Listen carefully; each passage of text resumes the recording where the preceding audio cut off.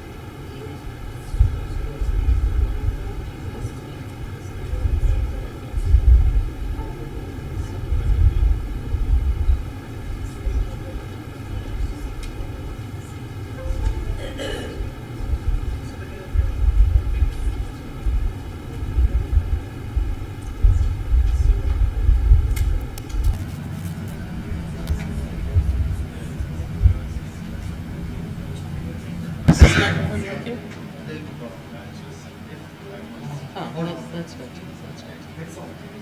But they can't see me if I'm here, no? Okay, thank you.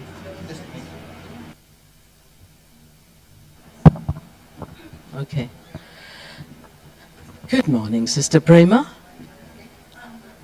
Come sit down, thank you. Prema, please come here.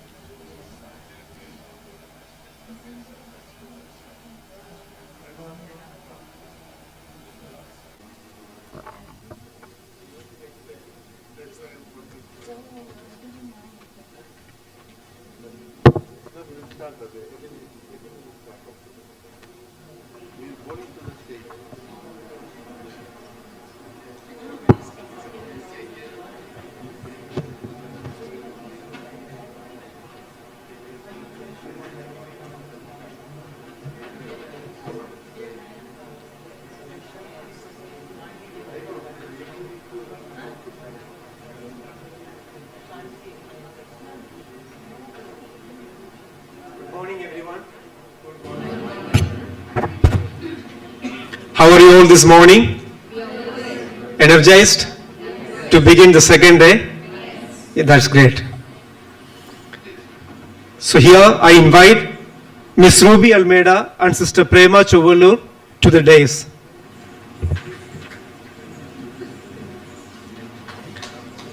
Let's give them a big round of applause. We are already familiar with both of them. Nevertheless, it's my privilege to introduce them to you. Ms. Ruby Almeida is a non-resident Indian in England. She was a chair of CUST, a pastor support group for the LGBT and Catholics in England from 2012 to 2019, and now convener for CUST London South East, chair of LGBT and Catholics Westminster, London, chair of Bridge and Embrace, an apostolate for LGBT and Catholics in India. Hearty welcome, Ms. Ruby Almeida. And Sister Prema Chowallur, SCC, belongs to the Congregation of Sisters of the Holy Cross, and professionally an educationist and environmentalist working in the northeastern states of India at present. She is now the founding director of Rainbow Home of Seven Sisters, a gender-neutral home. She is a founding team member of Bridge and Embrace India, executive board member in Amrit Talitha Kum India, and Forum of Religious for Justice and Peace, working for the inclusiveness of LGBTQ+ community from 2016. Hearty welcome, sister.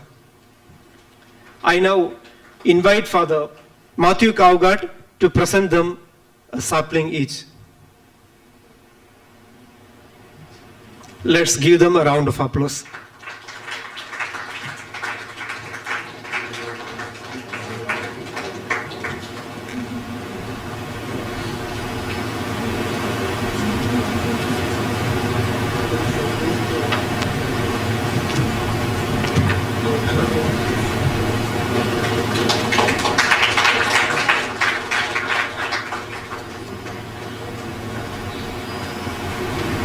Thank you, Father.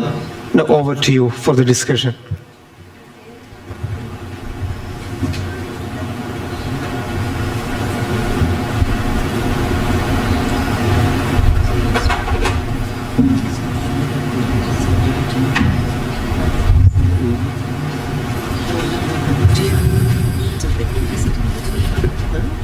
It's us now, yeah?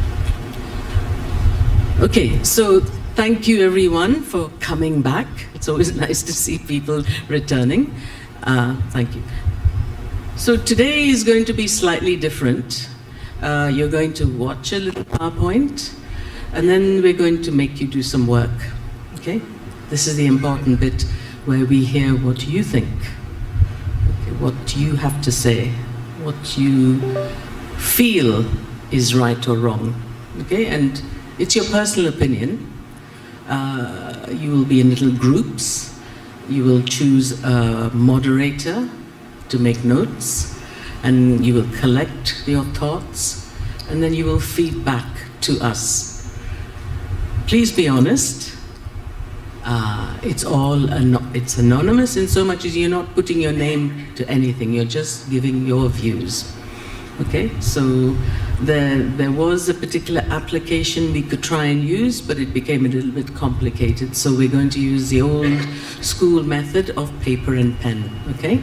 And what we will do is we'll collate all of those views you have, and we'll put them up on a board, okay? So that's a record of what you here thought, what your views, your opinions. And as I say, it's anonymous, but it's all about your aspirations, your hopes, your dreams about us as a community, us as a church, a people of faith, or no faith, because some of us don't have a faith, and that's okay.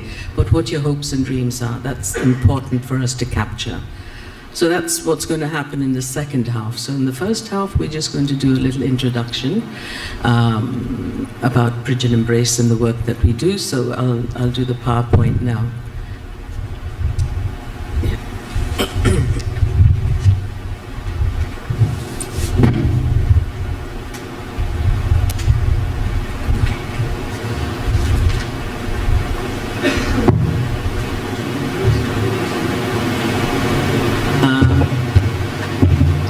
Maybe I'll use this one. Don't worry, I'll use this. I don't know, can I use two hands? Let's see. Yeah, okay, let's see. Okay, introduction to Bridge and Embrace. Bridge and Embrace started about 4 or 5 years ago, in the midst of time actually, particularly during lockdown. So the 3 core members it's not very clear, is it? Something about the projection. You all can see? Yeah. Can we turn the lights off, please? So the first person is Ivan Fernandez. He's an author of a book called Requiem for Calcutta. He's a journalist. He covers church and social justice related issues and is currently working on the synod in Rome. And he's actually also had to go to Cambodia, which is why he can't be here with us. Then we have Sister Prema, who all of you know. And she's the founder director of Rainbow Home of 7 Sisters, and is a key person in Bridge and Embrace in moving us forwards and introducing me, the layperson, to the many congregations that she knows and has worked with. And then there's myself, who my background is media production and education, and I'm in many leadership roles in the UK and here as well.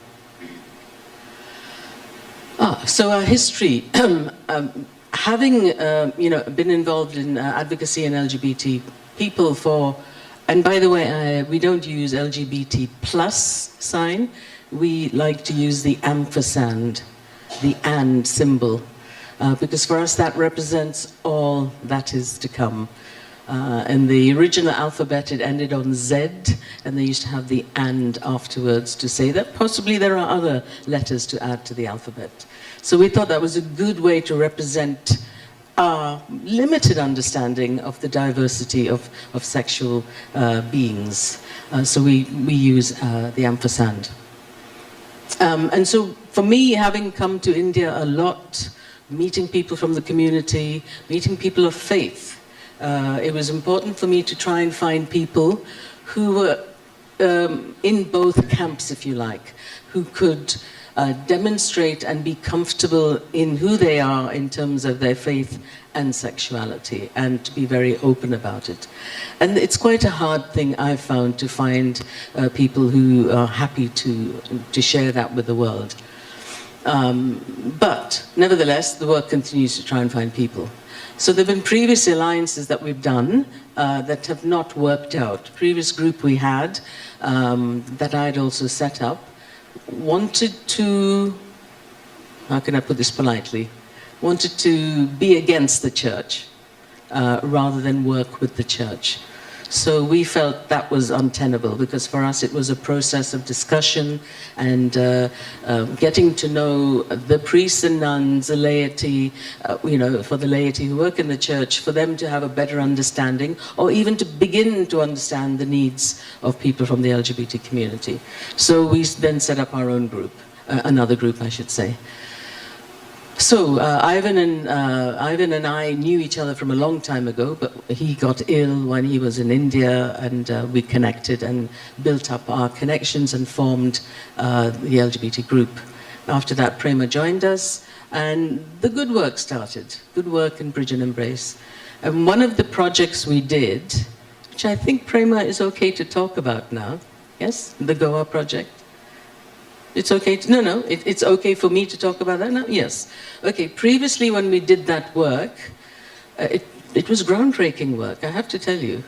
We worked with a congregation of nuns, actually several nuns from different congregations, and with priests. And that was approved by Cardinal Philippe Neri. But he was very clear that he didn't want us to make it public. Not that he was embarrassed by the work, but he wanted us to protect it so that it took root and that it grew.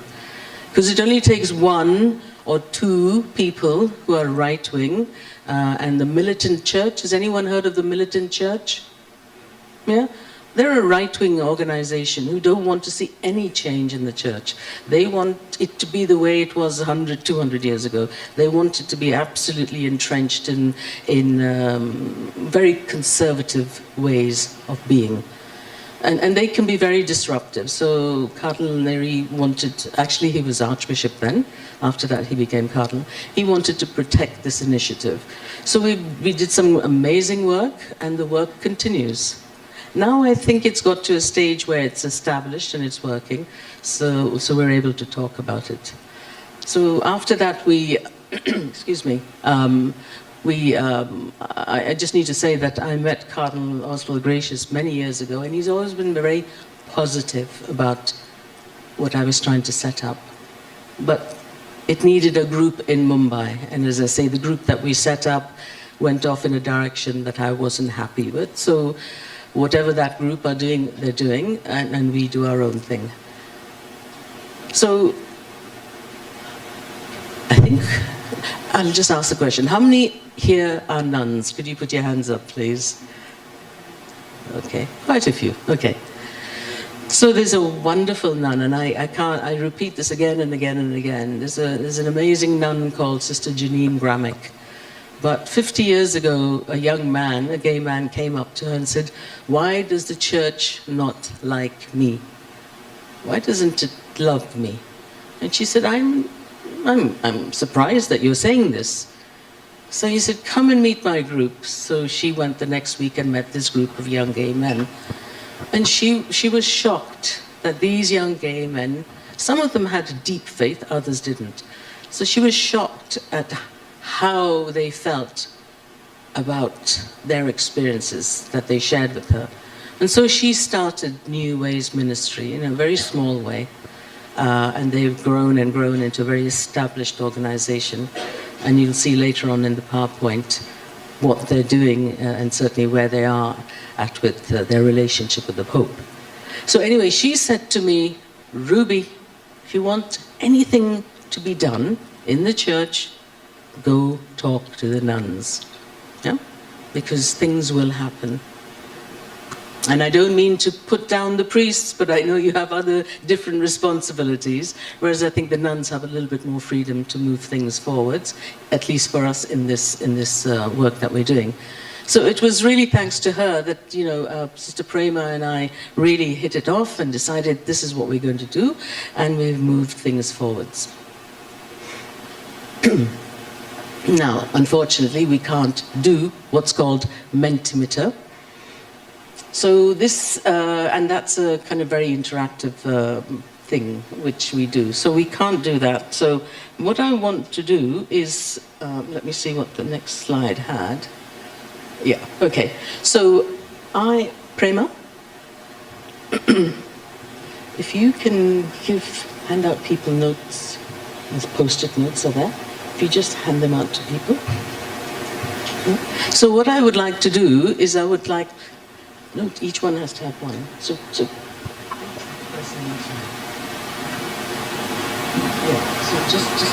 ask.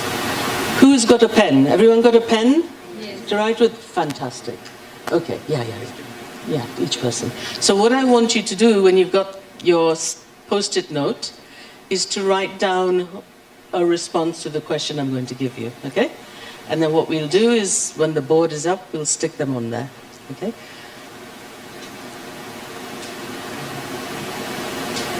So the question I want you to think about is not what other people think, or what you think your community thinks, or what people want you to think, but what you honestly feel, okay?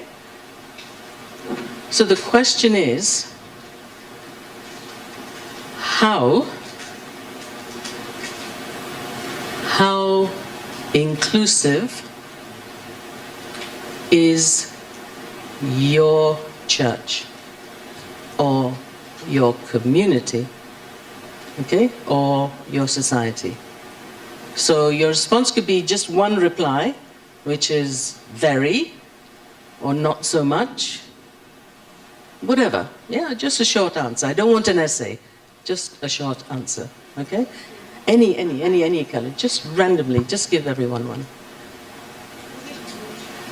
Yes. Can you repeat the question once? Okay, so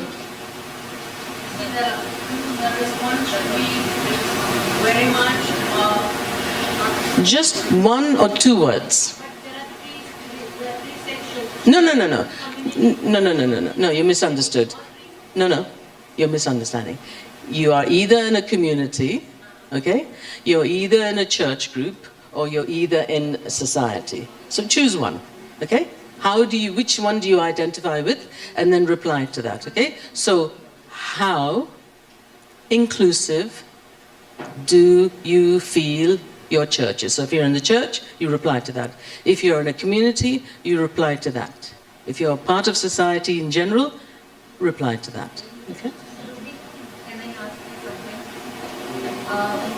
Yeah, your question is valid, but when we answer, maybe you will get only one set of answers. That's okay, it doesn't matter. No, not like that. But my society may be very good, but in the church maybe not much accepted. Like that. So you choose whether you're talking about society or the church. You choose. If we answer three, then we will get three different. No. All I want is for you to choose which group you identify with and answer that question, yes? As broad as you want it to be, as broad, okay?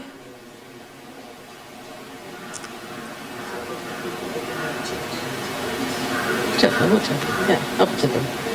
Up to them.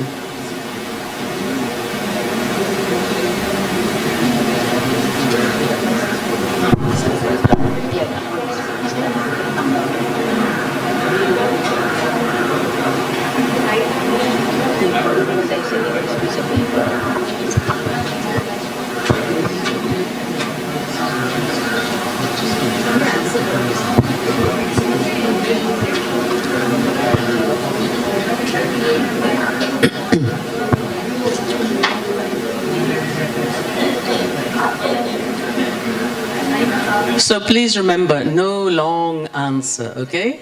Just a very short, yes, it's inclusive, no, it's not, it's very inclusive, it's very exclusive, whatever. Just very short reply.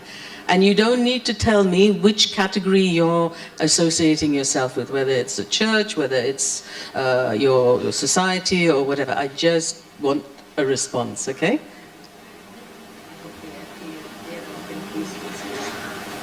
Doesn't matter. Okay.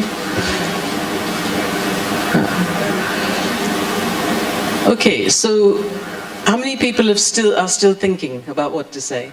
Anyone not done it yet? Everyone done it? Okay.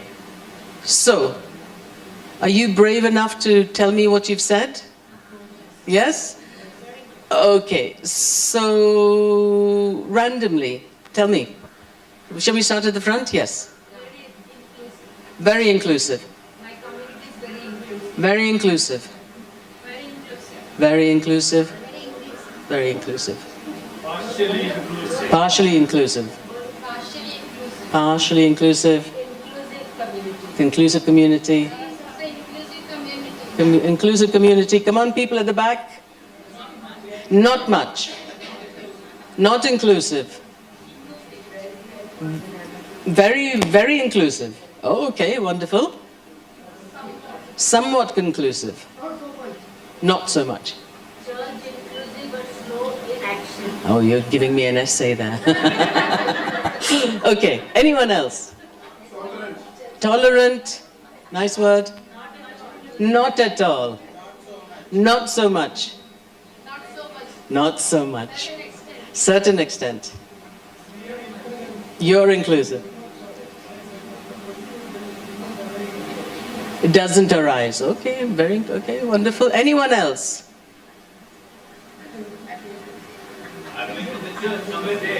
Somewhere there. Okay. Nurtured and cultured. Okay. So, can you all please collect the answers, please? Okay. Did I need to write down No names.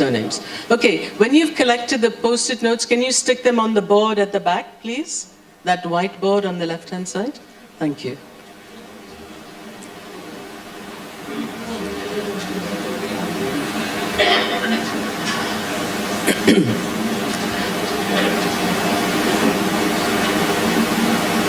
Thank you. So what we'll do is we'll put them up there and we'll take a photograph, okay, of those very immediate responses to what we think. And that's important.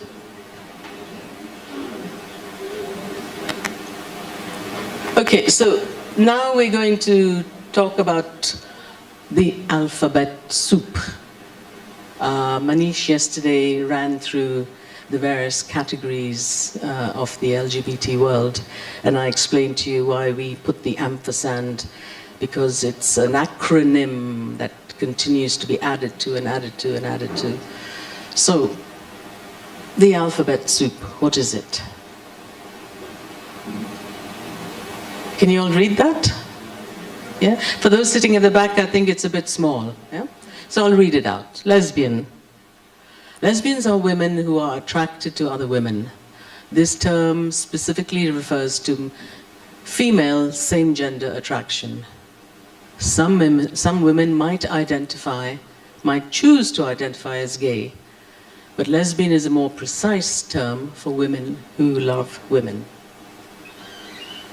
Okay, then you have gay. I'm sorry, some of the script is going to be out of alignment because I had to convert it. So forgive me if it's a bit unclear. So the next one is gay. Gay individuals are romantically, emotionally, and sexually attracted to people of the same gender. While the term is often used to refer to men, some women also prefer to identify as gay rather than lesbian. It's important to use this term respectfully, and using homosexual is and to avoid using homosexual in a derogatory manner. Okay? So now you're going to think, you're scratching your head and you're thinking, okay, they're meant to be homosexual, and yet I'm told it could be used in a derogatory way. I think it's about understanding who the person is, where they're from, and what their preferences are in terms of how they're addressed. Now, I think most of us have our little name badges, and we were all asked to write down how we prefer to be referred to. How do we want to be called? Do we want to be called by our official title? Or do we just want to be called by our first name? And then what pronoun do we want, yeah? And each person has a different view on that, and we have to respect that. We have to know what it is first, we need to understand it, and then respect that. Oh, sorry, that's all messed up. So, bisexual. Bisexual people are attracted to both men and women. Their attraction isn't dependent on having relationships with both genders simultaneously or ever. Bisexuality can vary in intensity and change over a person's lifetime, reflecting fluidity in their attraction. And the next one is transgender. Is an umbrella term for people whose gender identity is different from the sex they were assigned at birth. Gender identity is a person's internal knowledge of their gender, while gender expression is how they present their gender to the outside world. And I think Manish did quite a good talk on that yesterday. And then there's queer. Queer is an umbrella term for those who feel that specific labels like gay, lesbian, bisexual are too restrictive, and it can also include individuals who are still exploring or questioning their sexual orientation or gender identity. Queer challenges the binary view of sexuality and gender. And then there's asexual. Asexual individuals do not experience sexual attraction to anyone. This doesn't necessarily mean they don't have romantic relationships. They simply don't feel sexual desire. Asexuality exists on a spectrum, with some people experiencing low levels of sexual attraction only under certain conditions. And then there's questioning. And then there's intersex. And then there's soji. These are all terms, okay? And the list goes on and on and on. Okay? And so you've got things like pansexual, aromantic, etc., etc. I get confused by all of the labels. So I'm not expecting you to know them all, but for you to know that the community isn't just one thing or one kind of person or one kind of sexuality. It is on a spectrum. Okay? And just for you to understand that and to try and understand who the person, if you're talking to someone from the community, who are they? Okay? And the last thing you want to do is to say, what's your sexual identity? Yeah? You don't ask them that. You allow them to express it and to tell you in their own time. Okay? Because some people's sexual identity is very personal to them. Yeah. I'm often asked when I do talks, how shall we describe you? Shall we put down you're a lesbian? Personally, I don't like labels. I hate labels. So I just say I'm a member of the LGBT community.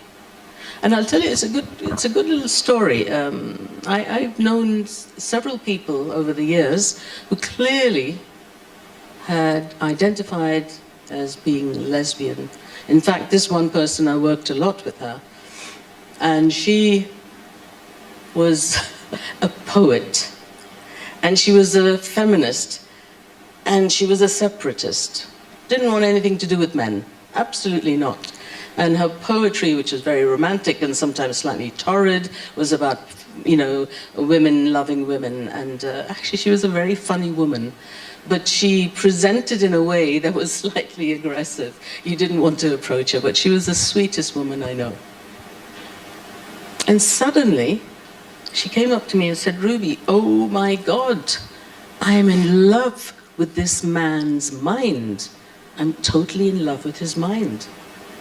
And this was a man who I knew, who was really thin and weedy and glasses, real nerd. And I said, okay.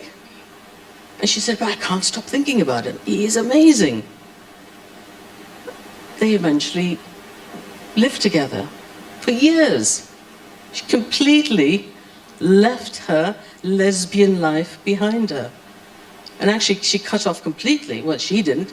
Her lesbian friends cut off from her because now she had sold the lesbian world down the drain and gone off with a man.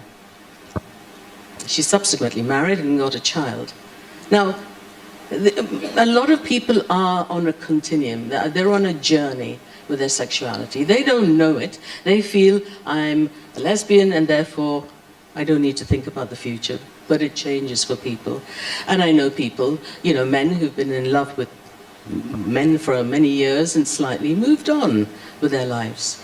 I don't think they're being, flaky about it. It's just where life takes them. And there are many, many women who've been married and had children and have had grandchildren and then suddenly have come to reality that actually I am a lesbian because they've fallen in love with a woman. And I think life changes your path based on the experiences you have. And so I think with those labels, what they do is they categorize you. That this is who you are and this is who you will always be. Yeah? I'll give you a simple example. It's a stupid example, but it gives you a sense. When we're little children, we love all those nursery rhymes. We're constantly singing it. We're constantly telling our parents to play it, and everyone's being driven mad by Ba Ba Black Sheep, Ba Ba Black Sheep. When you grow a little bit older, you leave those types of music behind because your mind grows, your influence in society grows, and you change direction about the style of music you have.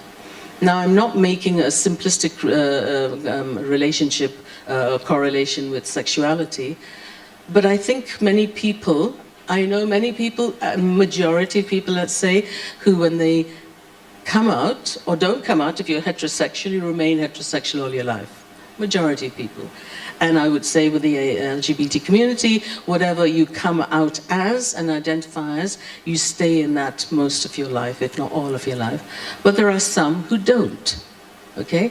Now, you could say they are the questioning, maybe. But the point is, I don't think it's right to fixate and put people in a box and say, well, you said this is what you are, and therefore this is what you will remain. Because you are denying people the opportunity to grow as a person. And so, going back to the thing about, when they want to label me as a lesbian, I say, just put me down as a member of the LGBT community. Please. Even that, it's kind of like a label, but I call it more of a category. That's where I'm at. By the way, I'm not decrying the fact that I was in a long-term committed relationship with a woman, which was very nice, thank you very much. I'm not at the moment, and I'm just working in the community. Okay.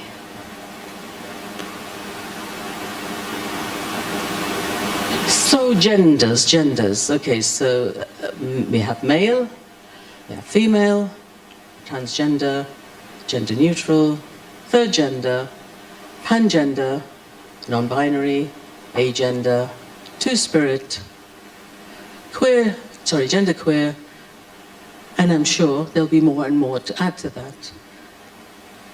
So it's not fixed, it's not finite. I think when people begin to be honest about themselves, begin to not be forced to comply with what society tells them to be, then they come out and try to be their own authentic self. And that's when we begin to understand, actually, the amazing diversity of what God has created. Yeah? We're all been created by God. So I think we need to understand, need to acknowledge, understand, and respect those differences. So now I want to go on to, someone asked the question, how many gay people are there in the world? This is a bit of research that was done.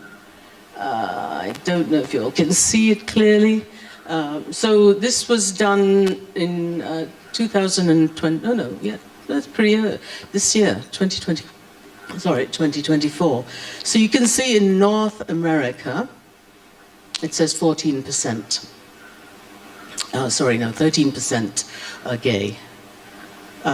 In Latin America, Brazil particularly, it's 14% of the population. The least amount is in New Mexico, the green bit, which is 6%. I can't see where the 5% is in South Africa.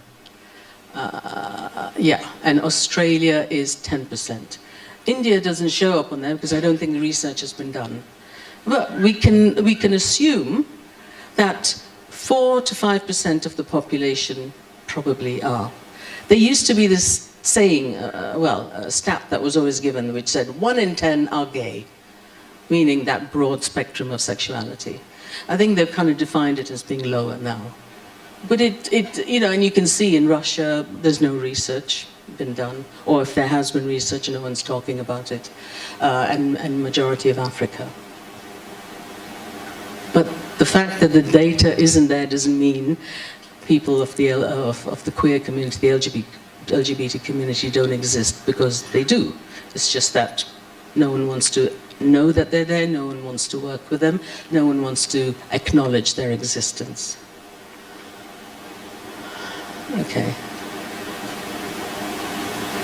Okay, so this was research done by the Pew Research Center in America. They do some incredible research, it's wonderful.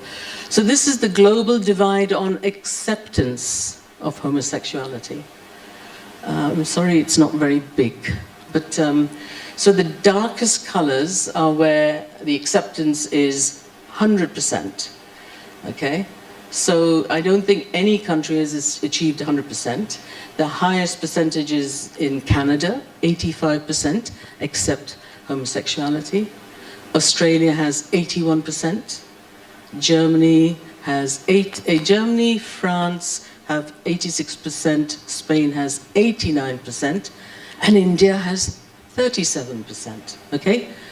Now, I would assume that that figure of 37% will go up, and really is there because of Section 377. Yeah, where people suddenly felt, because it's in the news, it's in the psyche and consciousness of society, because it's always being talked about, that people were suddenly thinking, oh, okay, the law says it's okay, it's not a criminal act, so therefore we can learn to accept. And maybe the numbers will grow. I'm sure they'll grow.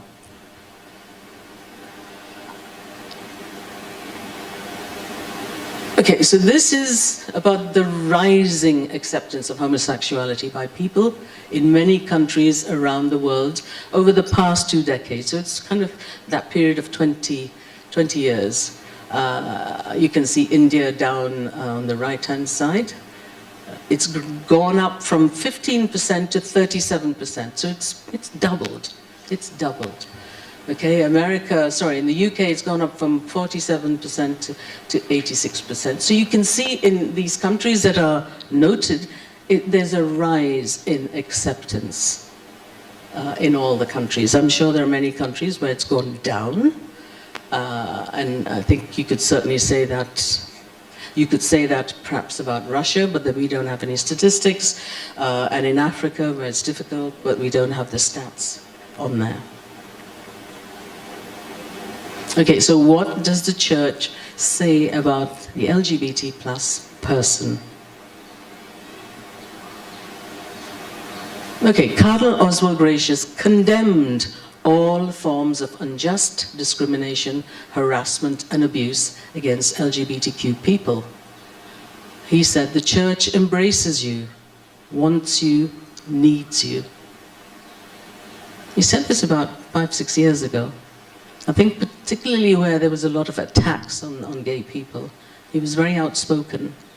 In fact, in the West, they really looked at him as a really positive force for the LGBT community.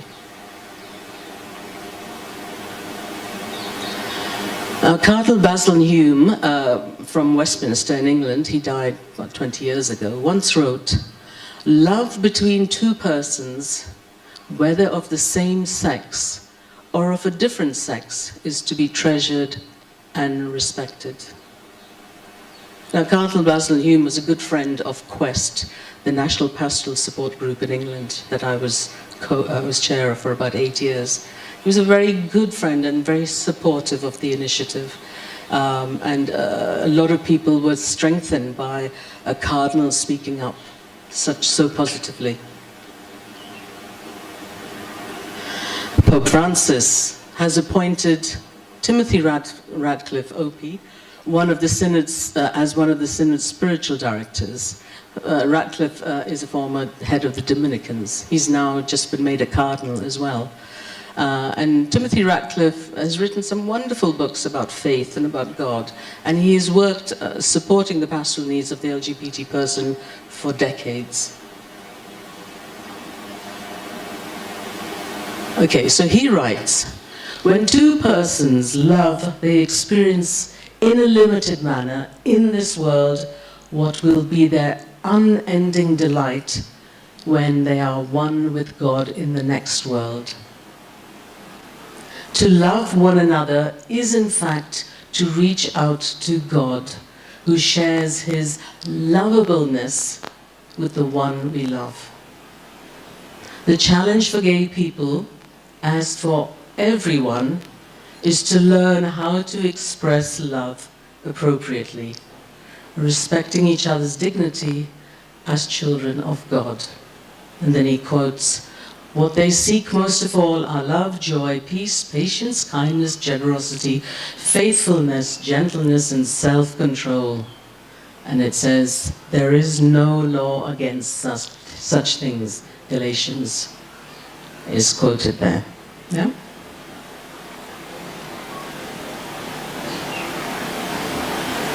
Okay, so this is a group in Westminster LGBT group. I'm the current chair. This is a group that has had official recognition by Cardinal Vincent Nichols of Westminster. Now, this group meets twice a month, the second and fourth Sunday of the month, where they organize the liturgy and the music for the Mass. It's a regular Sunday Mass, but it's run and organized by the LGBT community. And it's the first Mass that's an official diocesan provision for the LGBT community. If you go onto the diocesan website, you will see it there promoted. So this is a very positive thing that's happening in England. There are many places, particularly in America, where they have Masses for LGBT, but they're invariably not in a Catholic church. And they're certainly not recognized by the bishop. But the bishop allows it to happen, accepts that it's happening. So this is, they did a pilgrimage. They do it every year. They went to Rome, and the Pope came out specifically to meet the group for that photograph. This happened last year, so this is very interesting. There's a wonderful priest called Don Andrea, who has a parish on the outskirts of Rome, and he works very closely with the trans community.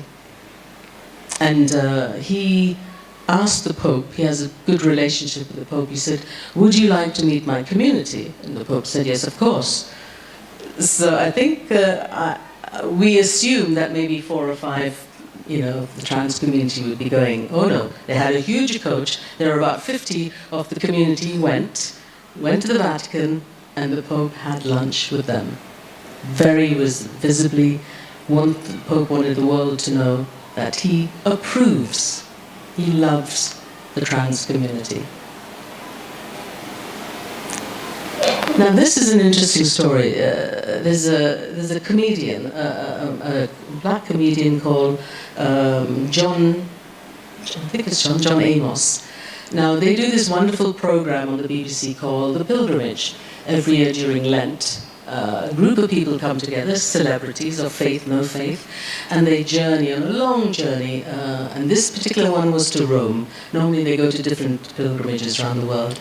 And this gentleman, John, had a twin sister who died, and a mother who died 6 months apart. And they were devout Catholics. He wasn't, because he did not like the church, because the church condemned him, the church judged him, the church did not love him. So throughout that pilgrimage of 10 days, he kept saying, if I see the Pope, I'm going to tell him what I think. And the director said, please don't. They weren't sure they were going to get to meet the Pope. They did get to meet the Pope. And the Pope was very gracious, gave them a private audience.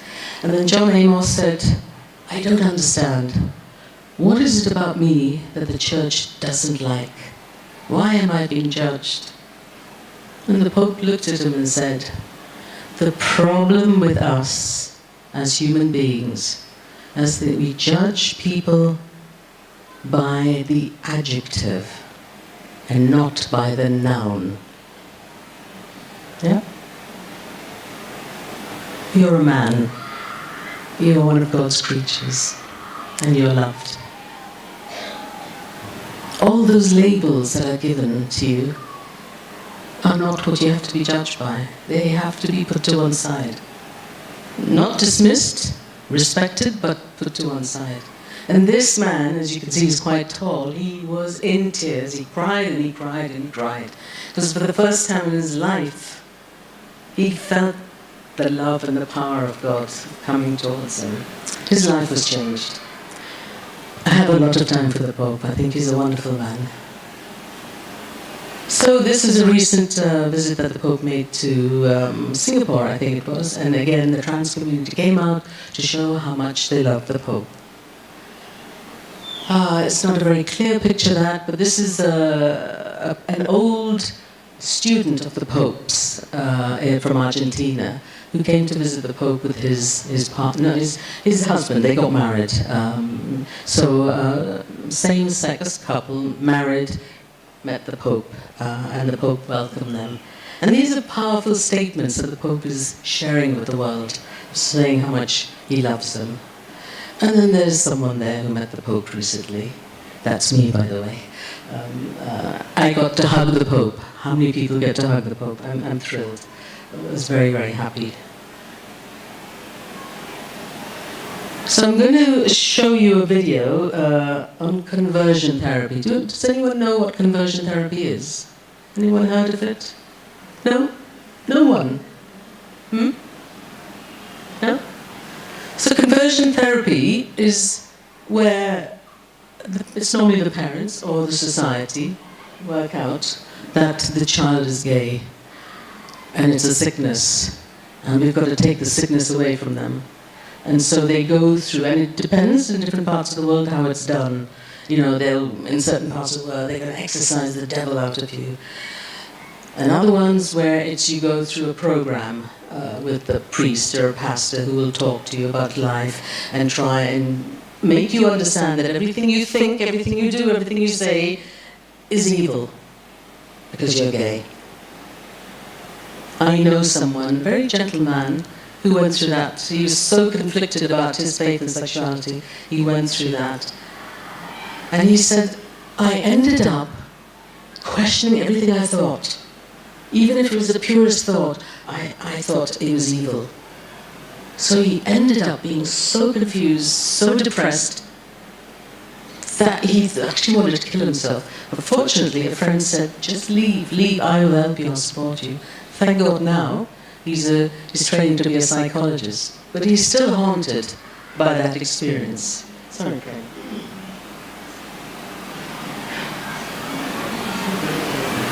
Okay, so all of this is a problem in the church.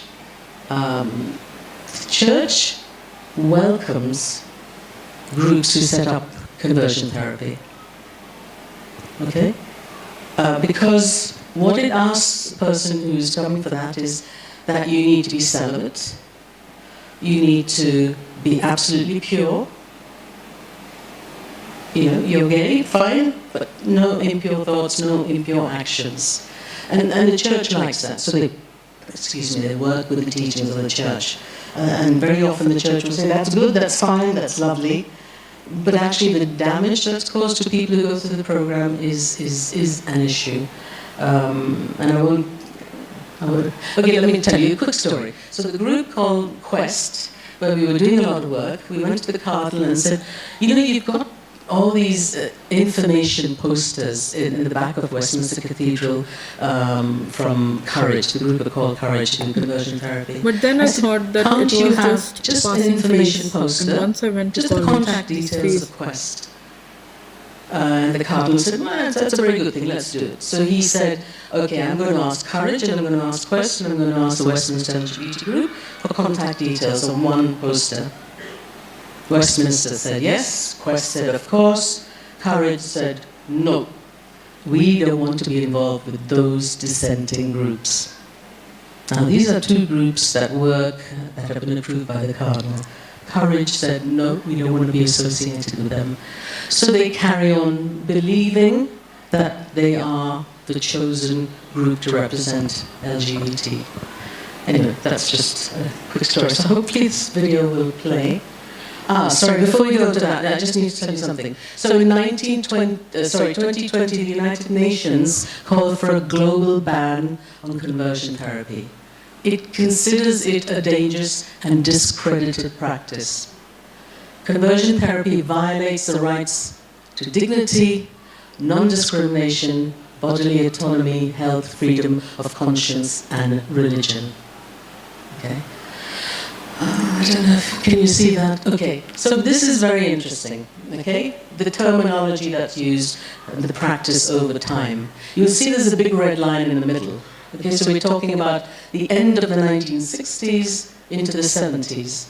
Up to that point, there's a big change that happens. Up to that point, sexuality, homosexuality was seen as perverted, deviant. You know, there were inverts, there were sexual psychopaths. And I'm sorry, I don't know if I'm sorry or glad that Suleika aren't here, because you will see as we go through that every time the parents are blamed. Your child is like this because it's the fault of the parents. So it says poor parenting, strong mother, distant father, mixing with the wrong people. Okay, this is in the 1950s and 60s. And the people who addressed these issues were doctors, surgeons, mental health professionals. And the treatment was lobotomies, electric shock, conversion therapy, psychoanalysis, psychiatry. And the end goal was to make you into heterosexual and that you are now going to be normal. And then suddenly in the late 60s, there's a big change that happens. Okay? In the 70s to the 90s, it says homosexuality is an abomination. And it's because of poor parenting. Again, strong mother, distant father, sexual abuse, it's a choice. And this is the point where the church starts to get involved. Because the medical world have washed their hands of it. Okay? They've said, actually, it's not a problem. You know, it's just part of being human. And the church says, no, we have to get involved because they were doing it and they've stopped. We need to get involved.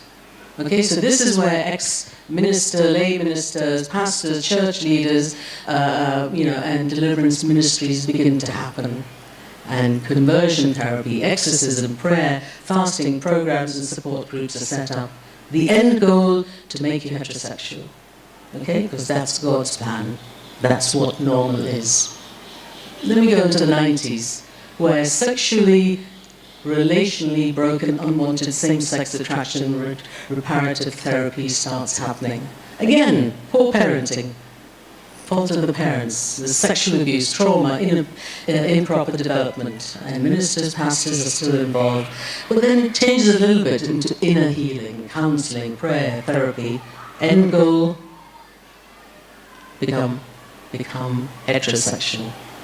And in the 2010, 2020, it's about being sexually broken, relationally broken, unwanted same-sex attraction, and so it goes on. But every time, it's a parent's fault. Surely it's a parent's fault. It's not society's fault. It's not the church's fault, it's the parents' fault. And so it goes on. But the end result, what changes is it says you should be celibate. If you're gay, you should be celibate. You cut off a major part of what it is to be a human being and be celibate. Okay? Or you can be in a mixed marriage, meaning straight person marries a gay person. That's a good compromise. It's misery for both people, both partners, but that's what was advised. Okay, so now I'm just going to show you this video and then we'll have a little break. I hope this video plays.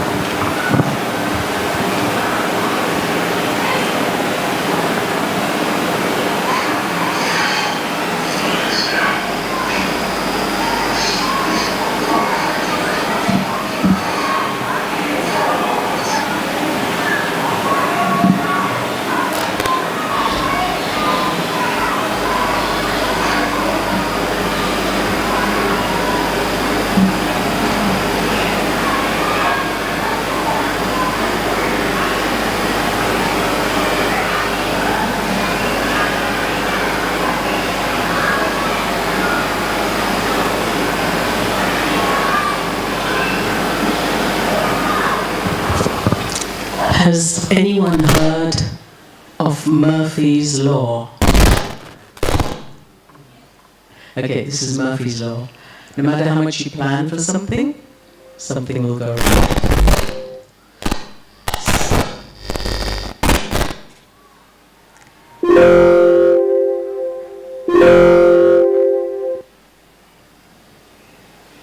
Okay, I think we're there.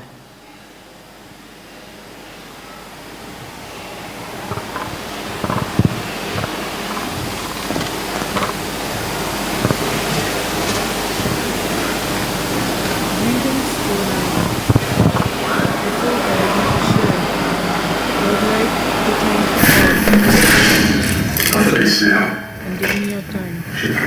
This long time. Just trying to help you. I was born and raised in a middle-class Christian family. It will get better. I grew up in a very nice place. My parents my siblings was a lot of love, care, and dignity. I think I always knew that I was different, but I was not sure what this difference was. I know this is hard, Daniel, but there is another path. But then I thought This that just it all was sounded just a tons. passing phase. But I And just after haven't got to know. college, this phase will end. Sign here and you can read it I later. had made plans, but my relationship with them was just limited to friendship. Was never You're close sick, to them, or never but we can make it better. As growing up, That's what you want, right? I was always intrigued by questions related to life, God, and It's important that you learn to love and embrace your body. for theological studies. It's a wonderful When I gift. went to the seminary, I had When you're these ready, please take off your expectations clothes. that I would get answers to all my Come on, questions. mate.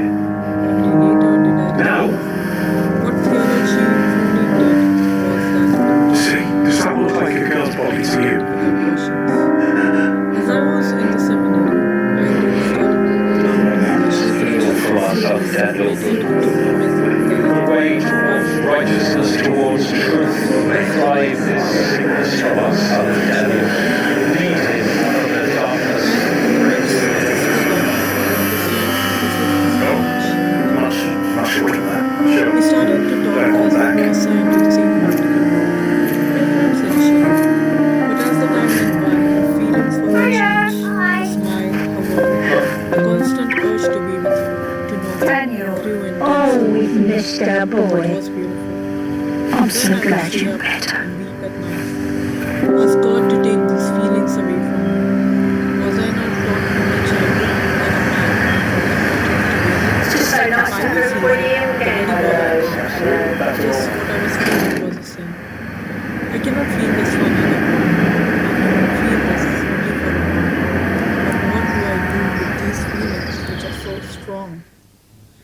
I did not ask for them, neither anyone forced me to have them. I thought they were the work of God. The cousin of what I was so only a